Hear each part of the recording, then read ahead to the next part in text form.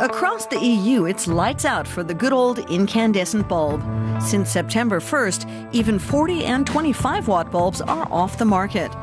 The EU has pushed through energy-efficient lights, mainly the compact fluorescent models known as CFLs. But they leave much to be desired. These energy-efficient bulbs emit very poor light. It's not bright, it's diffuse. That means the color rendering is awful. And CFLs contain a highly hazardous metal, mercury. This bulb poses a grave danger if it breaks. The mercury vaporizes and gets into the lungs within seconds. Critics warn they even emit toxic substances in normal use. If a simple instrument like this can register poisons and contaminants emitted from these bulbs, that means there's a serious problem. It indicates the presence of hazardous toxins. It's universally agreed that the new bulbs use less electricity and last longer. But critics say consumers and the environment will pay a high price for these benefits.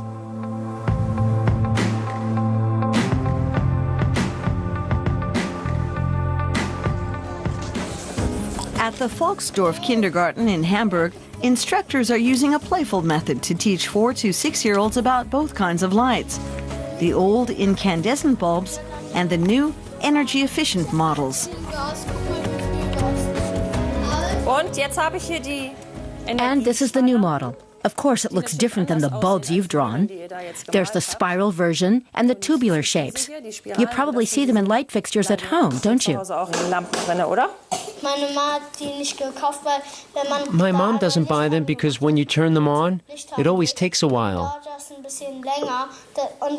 And by the time it's lit up, you've already washed and dried your hands, and you're out of the bathroom. Silke Stoltenberg wants to teach the children what to do in case one of the new bulbs shatters. So if this energy-efficient bulb drops, you have to leave the room immediately. So let's run a drill. Remember, there's poison inside. We're only practicing now, but if it drops and breaks, you have to run for the door, okay?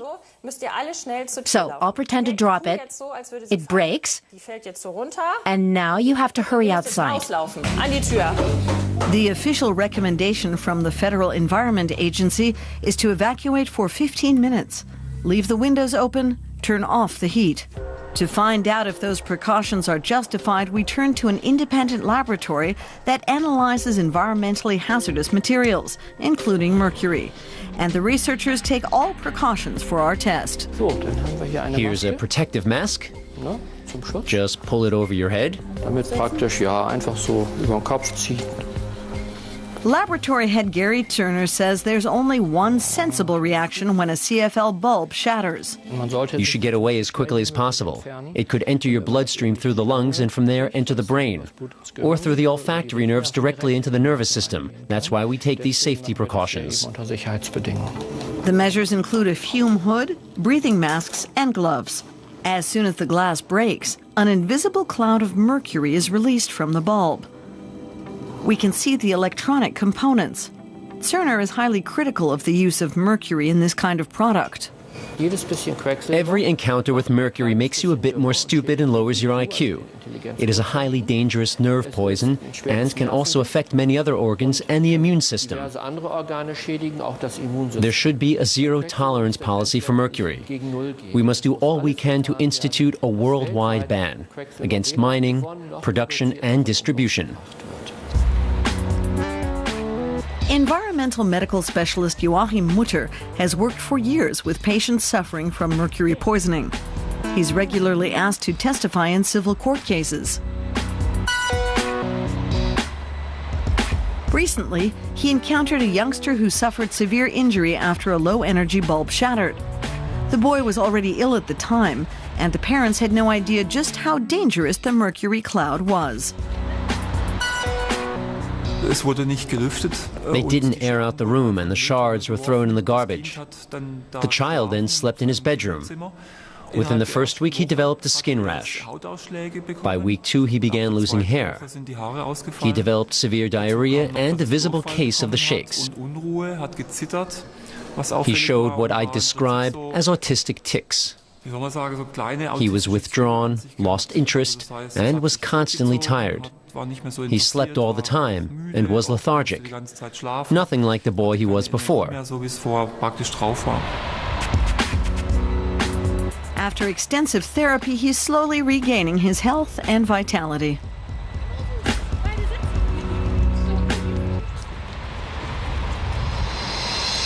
That's precisely the kind of accident the instructors at the Volksdorf Kindergarten are trying to prevent. Silke Stoltenberg uses a demonstration bulb to show the children how to safely dispose of them in accordance with the government's environmental guidelines. Ich sammle das jetzt hier mit Pappe auf. I use cardboard to gather all the pieces and put them in here. Your mom and dad can do that too. I collect the big pieces in the cardboard and use tape to gather the rest. Then I press down on it to get every little piece. We're not allowed to use a vacuum, and a broom isn't advised because it would only spread the mercury all around. Then I take off the gloves and dispose of them too. There might be hazardous material clinging to them. So, now I shut the lid tight and we'll recycle it. Light bulbs filled with toxic metal. Not what most people would call progress. We visit a lighting designer in Hamburg. Katja Winkelmann is an engineer and knows a thing or two about the business. The problem with this form of technology is that it simply doesn't work without mercury. That's true of all bulbs of this sort, and that includes these tubular models, the fluorescent lights. It's the same for the compact CFL bulbs, the energy-efficient bulbs. None of these can function without mercury. That's simply based on the technology in use. EU guidelines allow up to 5 milligrams of mercury per bulb. That's about the size of the head of a pin. In addition, the base is filled with complex electronics, with up to 30 individual parts made of silicon, phosphorus, or aluminum.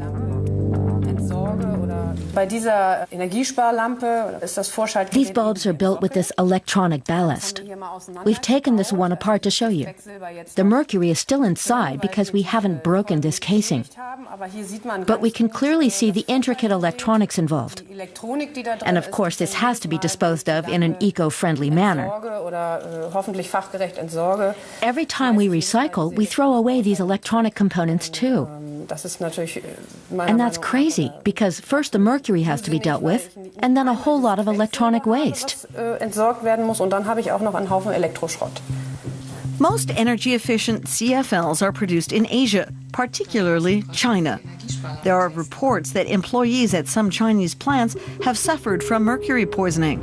We contacted investigative labor activists there. I heard that Chinese workers got poisoned by mercury while producing.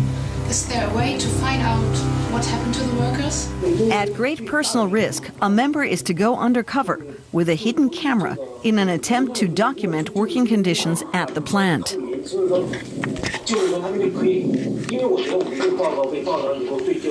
We're willing to take the risk. If we can prove the rumors are true, perhaps we can force a change in labor conditions at those facilities.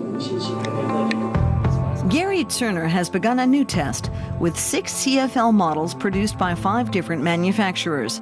He's studying whether intact energy-efficient bulbs might also pose health risks. Once the lamps are on, the surrounding air is collected, chemically bonded, and analyzed.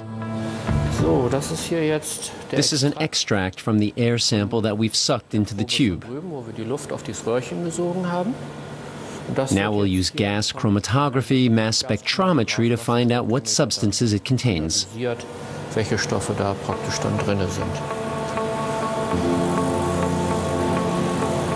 This method reveals that there are various substances. They're all volatile organic compounds. We've even found measurable traces of the toxin phenol. What's the problem with phenol? Phenol is carcinogenic and is considered a health hazard. We also found tetrahydrofuran, which may also cause cancer. There are others as well. Alkylbenzenes, which can damage the nervous system and are toxic to the liver, and so on. The worst thing is that you have an entire cocktail of substances linked with various health risks. That is a particular concern. But Germany's Environment Agency says the concentration of emissions is not high enough to be a significant health risk. We consult Wolfgang Mees, a recognized authority in building biology and environmental analytics. We want to find out exactly how the toxins are emitted. Do they escape from the base or from the glass housing? We can give this simple instrument a try. It's a sampling probe, fairly insensitive and not very accurate. We can see whether the emissions are coming from these scratches that lead to the ballast, as I suspect, once the bulb has reached a certain temperature. Listen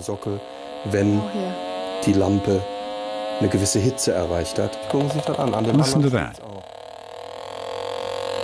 It's the same with the other slits. Look at how that follows the glass housing. So if toxins such as phenol are escaping from this bulb, why aren't they better sealed? It must be possible from a manufacturing standpoint. You'll have to ask the producers. It's a necessity no matter how high the cost. We're talking about poisons that should not be allowed to escape. If such a simple instrument can detect poisons and contaminants emitted by CFLs, then we truly have a problem. I'm talking about biologically hazardous emissions. We ask manufacturers to comment. One of them responds. As a manufacturer of high-quality brands, Osram complies with all manufacturing standards and guidelines. In addition, we conduct internal and external inspections on a regular basis. Mace has also measured the amount of electrosmog produced by the CFLs.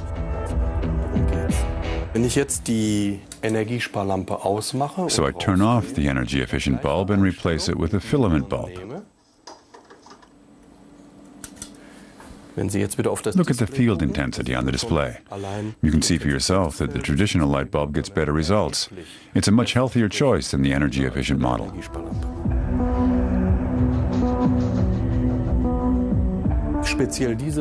In particular, this lamp produces a field whose strength is 42 volts per meter. The limit for a computer workplace is just 1 volt per meter. That means that this bulb is 42 times more intense than a personal computer is allowed to be. We found CFLs that produce over 70 volts per meter, 70 times higher than a PC. What kind of health problems could arise if I sit too close to an energy-efficient lamp, for instance, at a desk? From a biological standpoint, there's dangerous electromagnetic exposure to your head, your body, your entire work environment. That can lead to neurological and hormonal problems and to cell damage. These are all things that can be triggered by high electromagnetic field intensity. Here in a typical German residential area, we want to find out how consumers are accepting energy-efficient bulbs. The first family has only a few CFLs, used where they won't be noticed.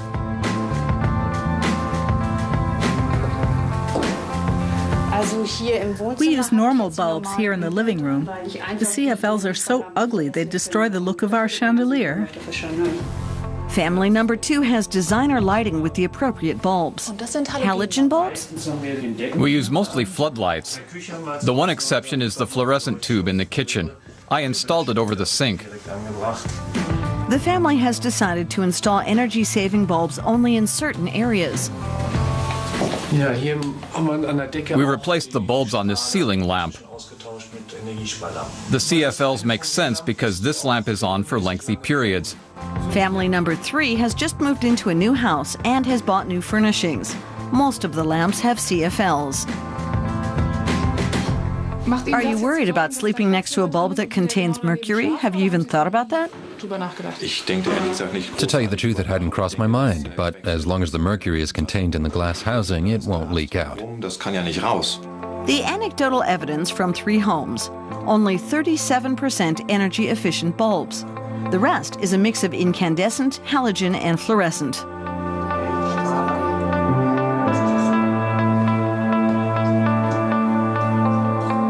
Family number 4 was initially excited about the prospect of saving energy and costs. The enthusiasm didn't last long. This is my collection of energy-efficient bulbs. I tried them all, and we didn't like them. So they all ended up in the basement. This is our supply of incandescent bulbs for use around the house. They just don't produce the kind of light we want. We can't use dimmers. And we've been reading about the dangers as well. They're supposed to be environmentally friendly, and yet they contain mercury. Sorry, we just can't grasp that concept. The European Union enacted the legislation on energy-efficient bulbs back in 2009. Early on, European Parliament member Holger Kramer voiced skepticism and pointed out the possible adverse effects for consumers. It's clear that health concerns were simply not a factor in implementing the ban on incandescent bulbs and the pressure to market energy-efficient bulbs. The EU Commission admitted as much. At the time, there had been no comprehensive studies. It wasn't just about mercury. There were also concerns about the psychological effects of the light, among other things. But didn't the EU Commission carry out extensive testing? We asked Commissioner for Energy Günther Oettinger to comment. He refused, sending a spokesperson in his stead. Were studies done on possible adverse effects of CFLs prior to the incandescent bulb ban? Before we began taking light bulbs off the market, we investigated the problem of mercury in the energy-efficient bulbs. We asked some of the independent scientists on our advisory council, and they indicated there was no risk from the amount of mercury contained in the new energy-saving lights.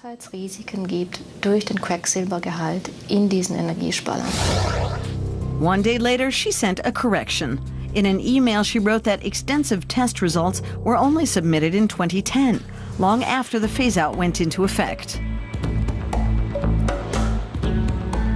In a 2009 study, researchers looked at just 5 different CFLs. That was the minimum requirement.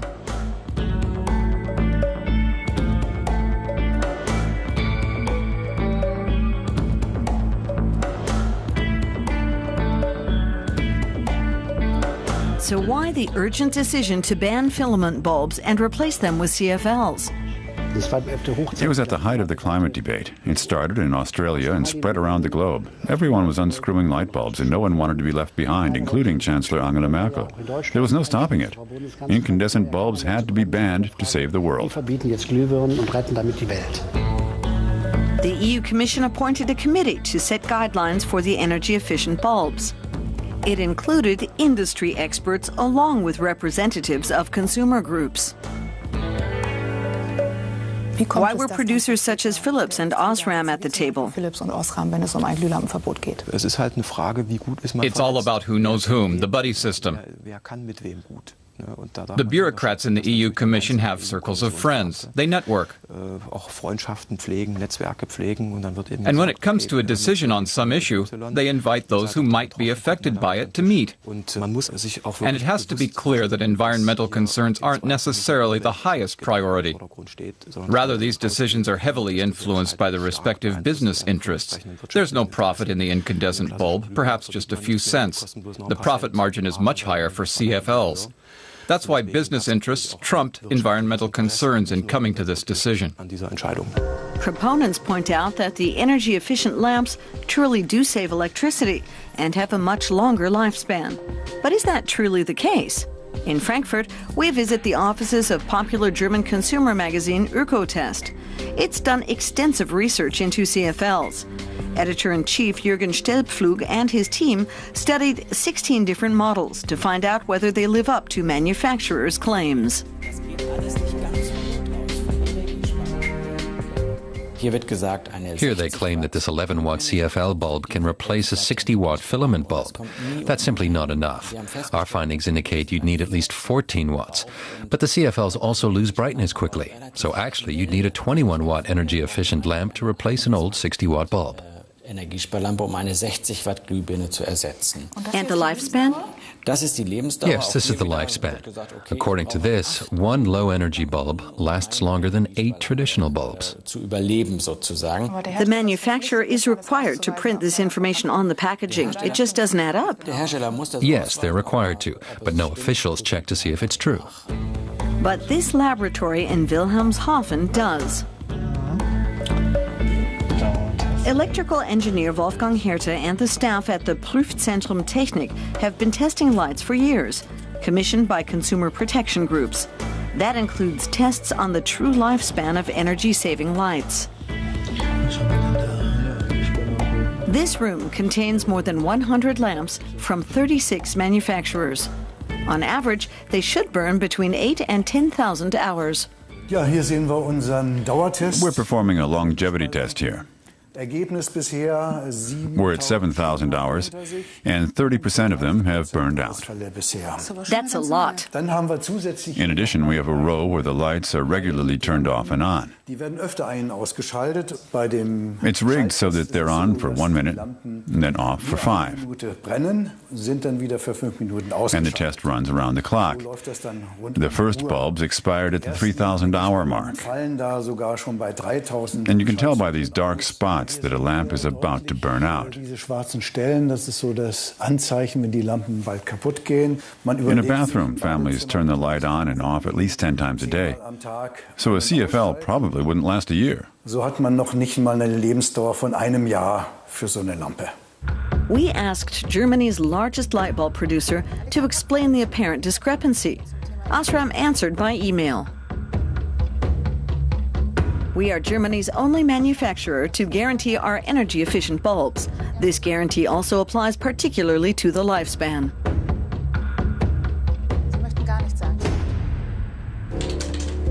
In the meantime, we've re-established contact with the Chinese labor activists.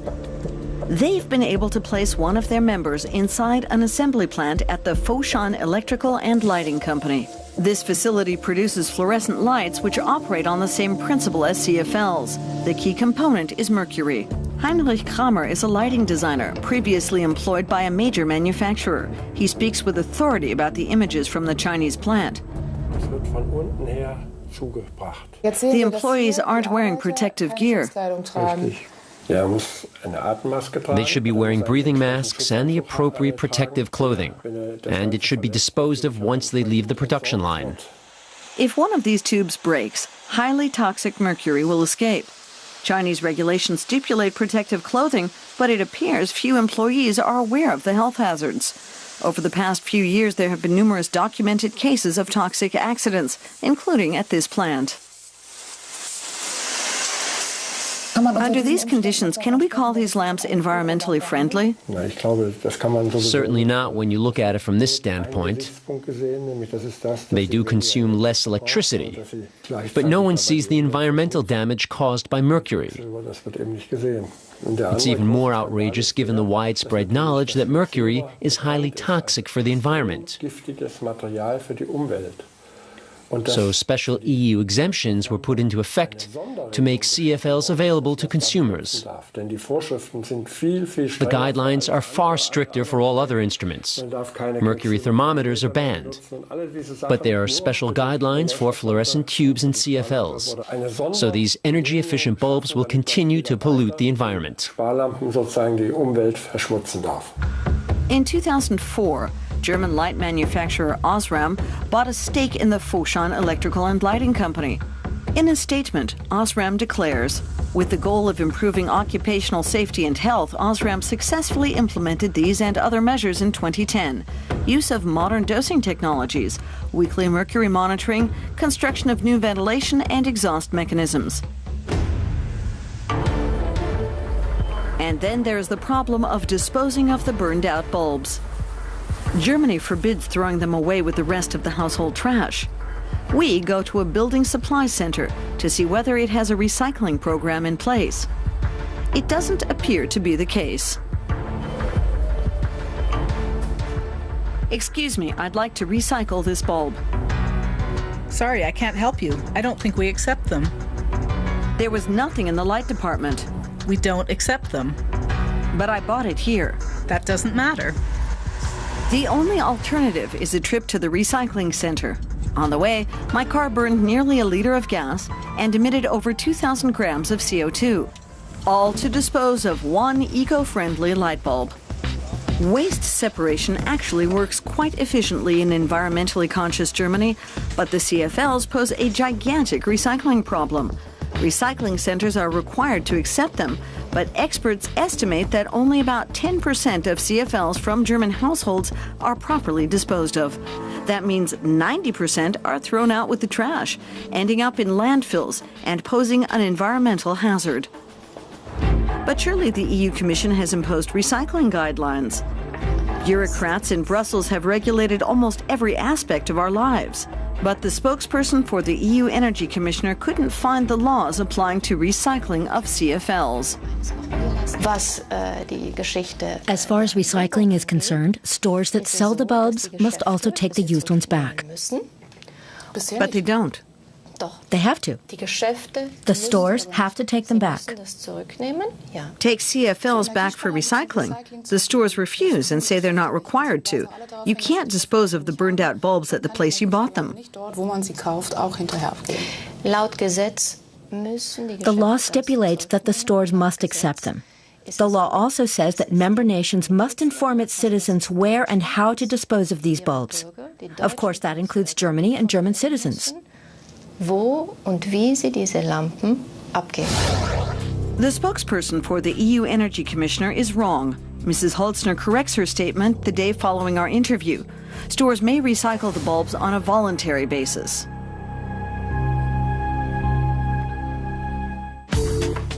Light designers are developing bulbs that work without mercury.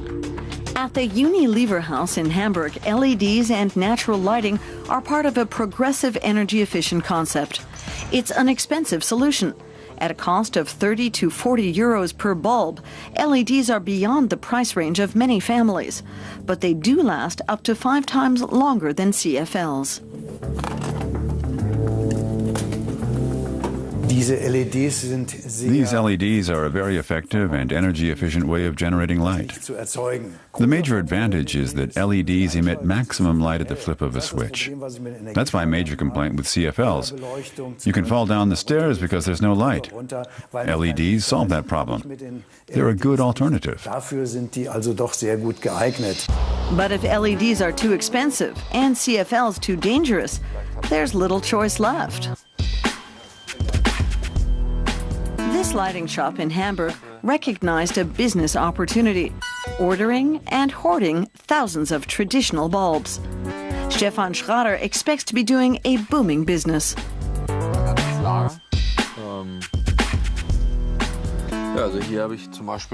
Look at this bulb. It's beautiful.